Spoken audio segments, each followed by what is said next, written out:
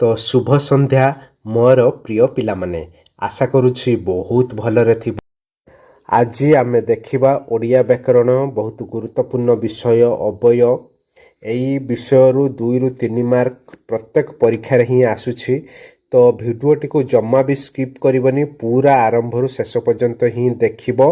तो जेउठी न बुझी पारिबो कमेंट माध्यम रे निश्चय जणैबो सार एठी आमे बुझी पारिलु नाही। तो जो मैंने नुआ नुआ जॉइन करुछ आगर आम चैनल टी को सब्सक्राइब कर दियंतु, लाइक करंतु, कमेंट करंतु एवं सबु सांग माननकु शेयर कर दियंतु। तो समस्त ही देखि परिबो, बहुत सरल भाषा रे ही मु बुझिया पई चेष्टा करिबी। देख अव्यय कोन ना, जो पदटा आमर व्यय हुए नाही, कौनसी परिवर्तन हुए नाही, तो ताकू ही आमर अव्यय कहिबा। जेमिति देख पवन सुलु सुलु बुहुची, ए जो सुलु सुलु यह एक अव्यय अटे। दिलीपी भल खेलुछि किंतु पढ़ुनी, किंतु ए शब्दटाकू आमे उठेले तार किछि माने बुझेइबो नाही, तो याकू परिवर्तन आमे करि परिबा नाही। तो यह हेउछि आमर अव्यय। तो देख तार डेफिनेशन को देखिले तमे संपूर्ण भाव में बुझी पारिबो। तो वाक्य रे जेउ पदर परिवर्तन हुए नाही ताकू आमर कोन कहिबा, अव्यय पद बोली कहिबा। तो सब बेले देखिबो से पदटा को तार आमे परिवर्तन करि परिबा नाही किछि, तले सेटा ही आमर अव्यय पद। तो देख आमर अव्यय पद विभिन्न प्रकार रहिछि। प्रथम देख अव्यय पद आमर कोन, संयोजक अव्यय। संयोजक कोन माने दीटा पद को से जोड़ुथुबो बा दीटा वाक्य को से जोड़ुथुबो, जो पदटा सेटा होछि आमर संयोजक अव्यय। जेउ अव्यय पद दुई बा ततोधिक पद बा वाक्यर संयोग करे ताको आमर कोन कहंती, संयोजक अव्यय कहंती। वो एवं आउ आहुरी पुणी बी मध्य फेरे तथा पुनश्च पुनर्बार, एई जदि शब्द गुड़ाक थिबो वाक्य रे तमे डायरेक्ट कोन करिवो, संयोजक अव्यय बोली चिन्हिबो। तो आस उदाहरण देखिले तमे भल भाव में बुझी पारिबो। विधु ओ साधु दुई भाई, वो तो शीत होई नहीं आहुरी डेरी अछि, आहुरी तुमे अनुरोध कले भी मु तुम कथा सुनिबी नहीं, भी यह दुईटी वाक्य को जोड़ू अछि, सेतिपई यह हेउछि कोन आमर गोटे संयोजक अव्यय पद। तापरे देखिबा आमे बीजोजक अव्यय कोन, सबु तमे फेडाण जानिथिबो। जो वियोग माने दीटा वाक्य को से फेडुथुबो, अलगा करुथुबो, पृथक पृथक करुथुबो। बीजोजक अव्यय आमे काहाकू कहिबा ना, जेउ अव्यय पद दुईटी पद बा वाक्यर अर्थ को बीजोग बा पृथक करे ताहाकू आमर बीजोजक अव्यय बोली कहिबा। देखिबो वाक्य रे किंतु, मात्र, तथापि, परंतु, अथच, बा किंबा एई सबु शब्द गुड़ाक थिबो।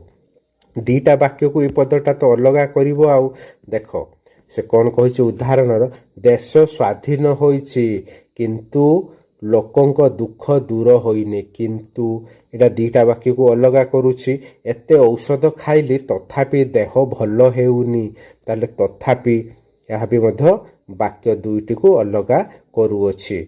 सेतिपई यह हेउछि कोन आमर बीजोजक अव्यय। सेठी परंतु भी थाई पारे, अथच थाई पारे, ए सब गोटे गोटे कोन बीजोजक अव्ययर पद। तापर देखिबा आमर समय सूचक अव्यय कोन रे बाबा। समय गुटे समय को बुझौथुबो, काल सूचक अव्यय भी कहंती। तो जेउ अव्यय काल बा समय को बुझाए ताहाकू आमर समय सूचक अव्यय कहिबा। सेई देखिबो वाक्य रे कोन थिबो सबु, एबे, केबे, जेबे, सेबे, एही क्षणी, अधुना, वर्तमान, सर्वदा, संप्रति, जेतेबेले, सेतेबेले, एही सबु पद गुड़ाक थिबो। याहाकू आमर कोन कहिबा, समय सूचक अव्यय बोली कहिबा। तो उदाहरण देखिले तमे आराम से बुझी पारिबो। एबे डाक्तर आसीबा बेल होइनी, तो एबे एही क्षणी मु कटकरू आसी घरे पहुंचिली, तो एही क्षणी। संप्रति देश रे बन्या देखा देइछि, संप्रति। जेबे जिबाकू हेबो सेबे मु कहिबी, जेबे, सेबे। ए सबु गोटे गोटे समय को बुझौछि, तो समय सूचक अव्यय।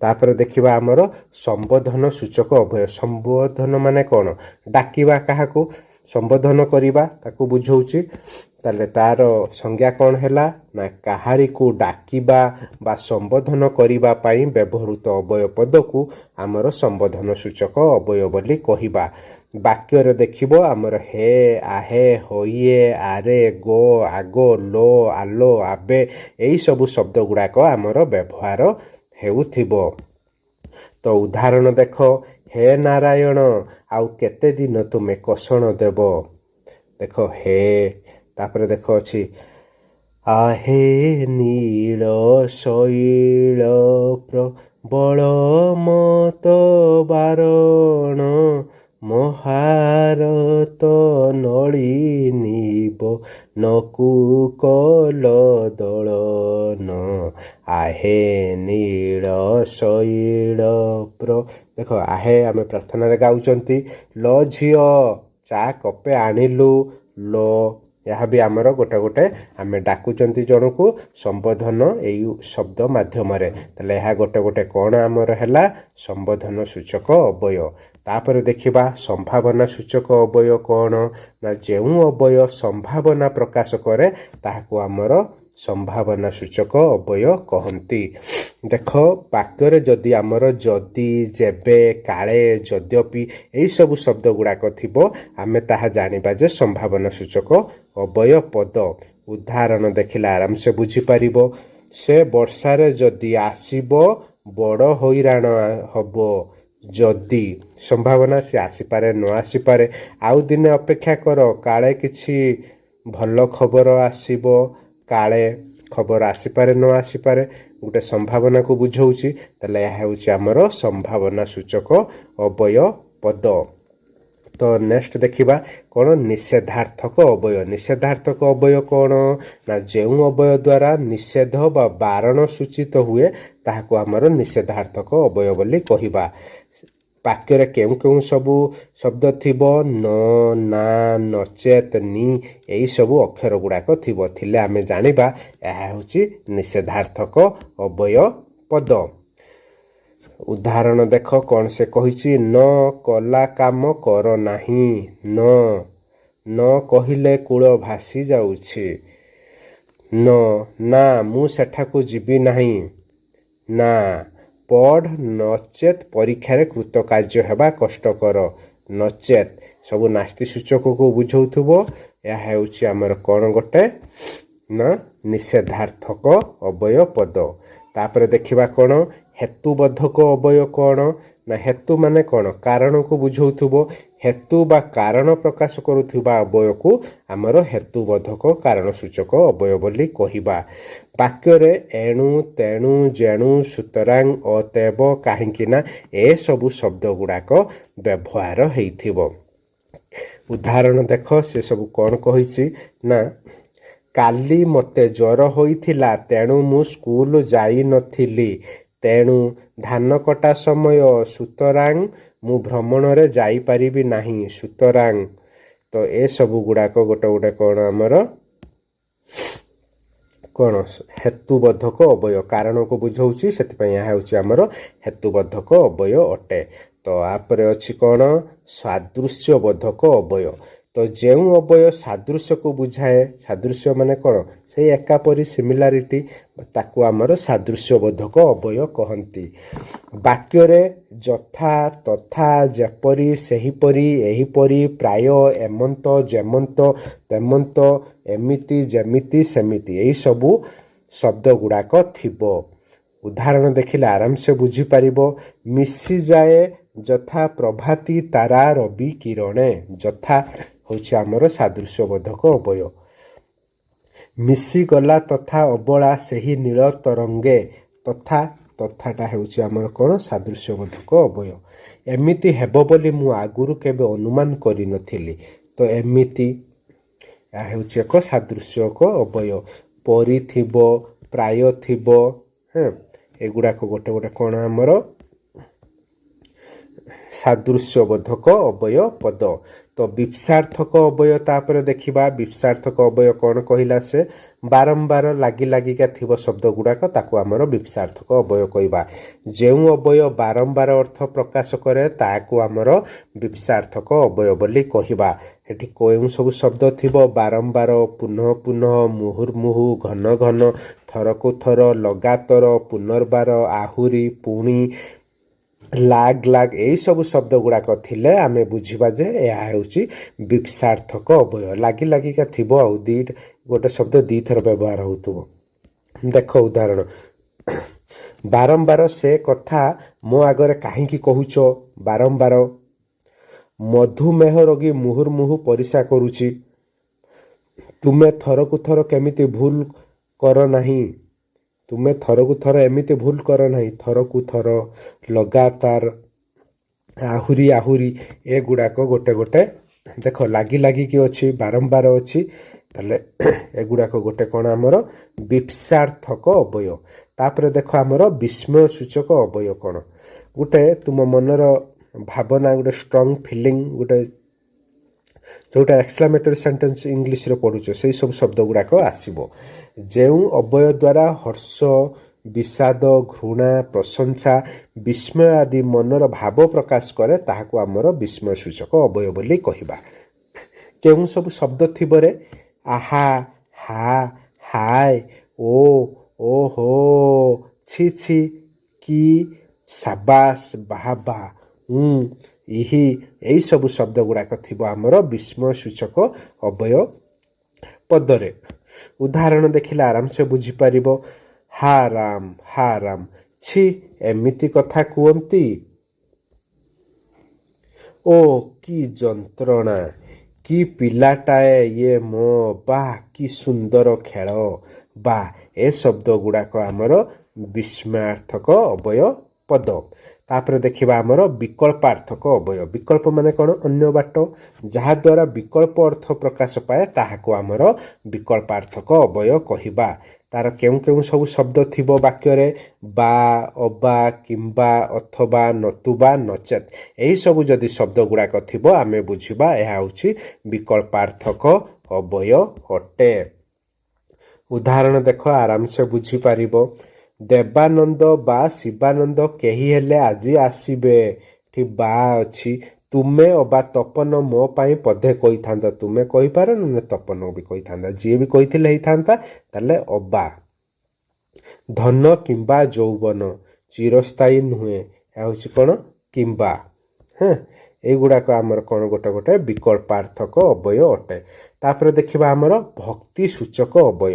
ଭକ୍ତି ସୂଚକ କ'ଣ ଅବୟ? ନା ବିଭକ୍ତି ସୂଚକ। ଆରେ ବିଭକ୍ତି ମାନେ ତ ଆମେ ଜାଣିଛନ୍ତି ଚିହ୍ନ, ଆଉ ଏଟିଏ ଗୁଡ଼ିଏ ଗୁଡ଼ାକ କୋଉ ମାନଙ୍କୁ ରେ ଦ୍ୱାରା ମାନଙ୍କ ଦ୍ୱାରା, ରୁ ଠାରୁ, ମାନଙ୍କ ଠାରୁ, ଏଇସବୁ ଚିହ୍ନ ଗୁଡ଼ାକ ବିଭକ୍ତି ସୂଚନା ଦେଉଥିବା ଅବୟ ପଦ ଗୁଡ଼ିକୁ ବିଭକ୍ତି ସୂଚକ ଅବୟ କହନ୍ତି। ଚିହ୍ନ ଗୁଡ଼ାକ ସବୁ ଶିଖିଦେବ। 7ଟା ବିଭକ୍ତିର, ପ୍ରଥମ ବିଭକ୍ତି, ଦ୍ୱିତୀୟ ବିଭକ୍ତି, ତୃତୀୟ, ଚତୁର୍ଥ, ପଞ୍ଚମ, ଷଷ୍ଠ, ସପ୍ତମ ବିଭକ୍ତି ପର୍ଯ୍ୟନ୍ତ ଅଛି ଆମର ଚିହ୍ନ। ମାନେ ଗୁଡ଼ିକ, କୁ, ମାନଙ୍କୁ, ରେ ଦ୍ୱାରା, ରୁ ଠାରୁ, ମାନଙ୍କ ଠାରୁ, ରେ ଦ୍ୱାରା, ମାନଙ୍କ ଦ୍ୱାରା, ଏଟିଏ ଗୁଡ଼ିଏ ଗୁଡ଼ାକ, ଏସବୁ ଚିହ୍ନ ଗୁଡ଼ାକ ଶିଖିଦେବ। ଆରାମସେ ତମେ ଜାଣିପାରିବ ବିଭକ୍ତି ସୂଚକ ଅବୟ। କୃଷକ ମାନେ ଦେଶର ମେରୁଦଣ୍ଡ, ମାନେ, ର, ତୁମକୁ ଏହା କରିବାକୁ ହେବ, କୁ, ଏହା ବି ଗୋଟେ ଆମର ବିଭକ୍ତି ସୂଚକ ଅବୟ ଅଟେ। ଛାତ୍ର ସମାଜ ଠାରୁ ଦେଶ ବହୁତ କିଛି ଆଶା କରେ, ଠାରୁ, ଦ୍ୱାରା, କୁ, ଏସବୁ ଗୋଟେ ଗୋଟେ ଆମର ବିଭକ୍ତିର ଚିହ୍ନ। ସେଥିପାଇଁ ଏହା ହେଉଛି ଏକ ବିଭକ୍ତି ସୂଚକ ଅବୟ ପଦ। ତାପରେ ଦେଖିବା ଆମର ପରିମାଣ ସୂଚକ ଅବୟ ପଦ କ'ଣ? ନା ଯେଉଁ ଅବୟ ପରିମାଣ ପ୍ରକାଶ କରେ, ଗୋଟେ କ୍ୱାଣ୍ଟିଟିକୁ ବୁଝଉଥିବ, ତାକୁ ଆମର ପରିମାଣ ସୂଚକ ଅବୟ ବୋଲି କହିବା। ବାକ୍ୟରେ କ'ଣ କ'ଣ ସବୁ ଥିବ? ଏତେ, ଯେତେ, ତେତେ, ସେତେ, ଏତିକି, ଯେତିକି, ସେତିକି, ଏହିସବୁ ଶବ୍ଦ ଗୁଡ଼ାକ ଥିଲେ ଆମେ ବାକ୍ୟଟିକୁ ଜାଣିବା ଯେ ଏହା ହେଉଛି ପରିମାଣ ସୂଚକ ଅବୟ। ତୁ ଯେତେ ମାଠିବୁ ମାଠ, ମୁଁ ସେଇ ଦରପୁଡ଼ା କାଠ। ଯେତେ, ତୁଚ୍ଛାକୁ ଏତେ ମୁଦି ନାହିଁ, ଗୋଡ଼ କଚାଡ଼ୁ କେତେ। ତ ଏତେ, କେତେ, ସେତିକି, ସେତିକି, ଯେତିକି, ଏସବୁ ଗୋଟେ ଗୋଟେ ଆମର କ'ଣ? ନା ପରିମାଣ ବୁଝଉଛି। ତାହେଲେ ଏହା ହେଉଛି ଗୋଟେ ଗୋଟେ ପରିମାଣ ସୂଚକ ଅବୟ ପଦ। ତାପରେ ଦେଖିବା ସମ୍ମତି ସୂଚକ। ସମ୍ମତି ମାନେ କ'ଣ? ସ୍ୱୀକୃତି ଦେବା। तो ଯେଉଁ ଅବୟ ଦ୍ୱାରା ସମ୍ମତି ବା ସ୍ୱୀକୃତି ସୂଚିତ ହୁଏ ତାହାକୁ ଆମର ସମ୍ମତି ସୂଚକ ଅବୟ କହିବା। କ'ଣ କ'ଣ ସବୁ ଶବ୍ଦ ଥିବ? ହଁ, ଆଜ୍ଞା, ହାଁ, ଅବଶ୍ୟ, ନିଶ୍ଚୟ, ସିନା। ଏଗୁଡ଼ାକ ଗୋଟେ ଗୋଟେ ଆମର ସମ୍ମତି ସୂଚକ ଅବୟ ପଦ। ତ ଉଦାହରଣ ଦେଖ, ଆରାମସେ ବୁଝିପାରିବ। ଦେଖ, ଗୋପାଳ ଏଠିକି ଆସ। ଆଜ୍ଞା ସାର୍, ଯାଉଛି। ଆଜ୍ଞା। ଆପଣ ଯେତେବେଳେ କହୁଛନ୍ତି ଅବଶ୍ୟ ମୋତେ ଯିବାକୁ ହେବ। ଅବଶ୍ୟ। ଘରକୁ ସୁନ୍ଦର ଥିନା ଘରଣୀ ଥିଲେ। ଘରଣୀ ନଥିଲେ କି ହେବ? ତାପରେ ବାକ୍ୟଟା ତମେ କହିବ ହେଲା। ସିନା। ଏସବୁ ଗୋଟେ ଗୋଟେ ଥିଲେ ଆମର ସମ୍ମତି ସୂଚକ ଅବୟ ବୋଲି ଆମେ ଜାଣିବା। ତାପରେ ଦେଖିବା ପ୍ରଶ୍ନ ସୂଚକ ଅବୟ କ'ଣ? ପ୍ରଶ୍ନ ଗୋଟେ ପଚରା ଯାଉଥିବ ଆଉ। କାହାକୁ କିଛି ପ୍ରଶ୍ନ ପଚାରିବା ବା ପ୍ରଶ୍ନ କରିବା ସମୟରେ ବ୍ୟବହୃତ ହେଉଥିବା ଅବୟକୁ ଆମର କ'ଣ କହିବାରେ? ପ୍ରଶ୍ନ ସୂଚକ ଅବୟ। ବାକ୍ୟରେ ସବୁ କି, କ'ଣ, ତ, ଟିକି, ପରା, କିଆଁ, କିମ୍ପାଇଁ ଏସବୁ ଶବ୍ଦ ଗୁଡ଼ାକ ଆମର ଥିବ। ଆମେ ଜାଣିପାରିବା ଏହା ହେଉଛି ଗୋଟେ ପ୍ରଶ୍ନ ସୂଚକ ଅବୟ ବୋଲି। ଦେଖ, ବାକ୍ୟରେ ପ୍ରଶ୍ନ ପଚରା ଯାଇଥିବ, ଯେମିତିକି ତୁ ପରା ପୁରୀ ଯିବୁ? ପରା। ଭିକାରୀକୁ ଭିକ ମୁଠେ ଦେଇଛ ତ? ତ। ପାଣିପାଗ ବିଷୟରେ ଆକାଶବାଣୀ କ'ଣ କହୁଛି? କ'ଣ। ତୁମେ ଦୂରଦର୍ଶନରୁ ମହାଭାରତ ଦେଖିଛ କି? କି। ବାପି, ତୁ ମୋ ସହିତ ଦିଲ୍ଲୀ ଯିବୁ ଟିକେ? ଟିକି। ଏଗୁଡ଼ାକ ଗୋଟେ ଗୋଟେ ଆମର କ'ଣ? ପ୍ରଶ୍ନ ସୂଚକ ଅବୟ ପଦ। ତାପରେ ଦେଖିବା କ୍ରମବଦ୍ଧକ ଅବୟ ପଦ କ'ଣ? କ୍ରମବଦ୍ଧକ ନା ଯେଉଁ ଅବୟ ଦ୍ୱାରା କାର୍ଯ୍ୟର କ୍ରମ ବୁଝାଏ ତାହାକୁ ଆମର କ୍ରମବଦ୍ଧକ ଅବୟ ବୋଲି କହିବା। ସେଠି ଥିବ କ'ଣ? କ୍ରମେ କ୍ରମେ, ଧୀରେ ଧୀରେ, ଆସ୍ତେ ଆସ୍ତେ, ମନ୍ଦ ମନ୍ଦ ଏସବୁ ଶବ୍ଦ ଗୁଡ଼ାକ ଥିବ। ଆମେ ବୁଝିବା ଏହା ହେଉଛି ଗୋଟେ କ୍ରମବଦ୍ଧକ ଅବୟ ପଦ। ଦେଖ, ଧୀରେନ୍ଦ୍ର ଧୀରେ ଧୀରେ ଯାଉଛି। କେମିତି ଯାଉଛି? ଧୀରେ ଧୀରେ। ଏହା ହେଉଛି ଗୋଟେ କ୍ରମକୁ ବୁଝାଉଛି। ତାହେଲେ ଏହା ହେଉଛି ଗୋଟେ କ୍ରମବଦ୍ଧକ ଅବୟ ପଦ। ମନ୍ଦ ମନ୍ଦ, ଆସ୍ତେ ଆସ୍ତେ ସବୁ ଗୋଟେ କ୍ରମବଦ୍ଧକ ଅବୟ ପଦ। ଶବ୍ଦାନୁକାରୀ ଅବୟ କ'ଣ? ଗୋଟେ ଶବ୍ଦ ବାହାରୁଥିବ ଆଉ ଶବ୍ଦ ବାହାରୁଥିବ ଯେଉଁ ପଦଟା ସେଟା ହେଉଛି ଶବ୍ଦାନୁକାରୀ ଅବୟ। ଶବ୍ଦ ବା ଧ୍ୱନିକୁ ଅନୁକରଣ କରୁଥିବା ଅବୟକୁ ଆମର ଶବ୍ଦାନୁକାରୀ ବା ଧ୍ୱନି ସୂଚକ ଅବୟ କହିବା। ଯେମିତିକି ମଡ଼ ମଡ଼, ଧଡ଼ ଧଡ଼, ଚଡ଼ ଚଡ଼, ଖଡ଼ ଖଡ଼, ଭଡ଼ ଭଡ଼, କଟ କଟ, ଫଟ ଫଟ, ଝଣ ଝଣ, କେଁ କେଁ, ଭେଁ ଭେଁ, ଭୋ ଭୋ, ସୁ ସୁ, ଘୁ ଘୁ, ସଁ ସଁ, କଟର କଟର, କେଁ କଟର, ସଡ଼ ସଡ଼, ଭୁସ୍ ଭାସ୍, ଖସ୍ ଖସ୍, ଟମ୍ ଟମ୍, ଭଣ ଭଣ, ଗଣ ଗଣ, ଧ ଧ, ଚର ଚର, ଫଁ ଫଁ, ସାପ ଫଁ ଫଁ ହୁଏ। ତାହେଲେ ଏହା ଗୋଟେ ଗୋଟେ ଶବ୍ଦାନୁକାରୀ ଅବୟ ଅଟେ। ତ ଉଦାହରଣ ଦେଖ, ଆରାମସେ ବୁଝିପାରିବ। ଗଛଟା ମଡ଼ମଡ଼ କରି ଭାଙ୍ଗିଗଲା। ମଡ଼ମଡ଼। ଇଏ ଧ୍ୱନି ଗୋଟେ ସୃଷ୍ଟି କରୁଛି ମଡ଼ମଡ଼। ତାହେଲେ ଏହା ହେଉଛି ଗୋଟେ ଶବ୍ଦାନୁକାରୀ ଅବୟ। ଗାଡ଼ିଟା ଫଟ ଫଟ ଶବ୍ଦ କରି ଚାଲିଗଲା। ଫଟ ଫଟ। ଏହା ବି ଗୋଟେ ଶବ୍ଦାନୁକାରୀ ଅବୟ ପଦ ଅଟେ। ଆଳଙ୍କାରିକ ଅବୟ କ'ଣ ରେ ବାବା? ନା ବାକ୍ୟର ସୌନ୍ଦର୍ଯ୍ୟ ବୃଦ୍ଧି ଓ ଗୁରୁତ୍ୱ ପ୍ରକାଶ କରିବା ପାଇଁ ବ୍ୟବହୃତ ଅବୟକୁ ଆମର ଅଳଙ୍କାରିକ ଅବୟ କହେ। ଅଳଙ୍କାର ତମେ ଜାଣିଛ, ସବୁ ବେଶୀ ସ୍ତ୍ରୀ ଲୋକ ଝିଅ ଛୁଆମାନେ ପିନ୍ଧନ୍ତି କ'ଣ ପାଇଁ? ଟିକେ ସୁନ୍ଦର ଦେଖା ହେବା ପାଇଁ। ଠିକ୍ ବାକ୍ୟରେ ବି ଆମର ବାକ୍ୟକୁ ସୁନ୍ଦର ଦେଖିବା ପାଇଁ ଆମର ଅଳଙ୍କାର ଶବ୍ଦ ଗୁଡ଼ିକ ବ୍ୟବହାର କରାଯାଏ। ତ ଦେଖ, ତ, ଆଚ୍ଛା, ଯେ, ଟି, ମ, ପରା ଏସବୁ ଯଦି ଶବ୍ଦ ଗୁଡ଼ାକ ଥିବ ଆମେ କ'ଣ କହିବା? ତାକୁ ଆଳଙ୍କାରିକ ଅବୟ ବୋଲି କହିବା। ଭାରି ବଢ଼ିଆ କଥା କହୁଛୁ ତ? ତ। ଗଲାଣି ତ ଗଲା କଥାରେ ସଙ୍ଗାତ।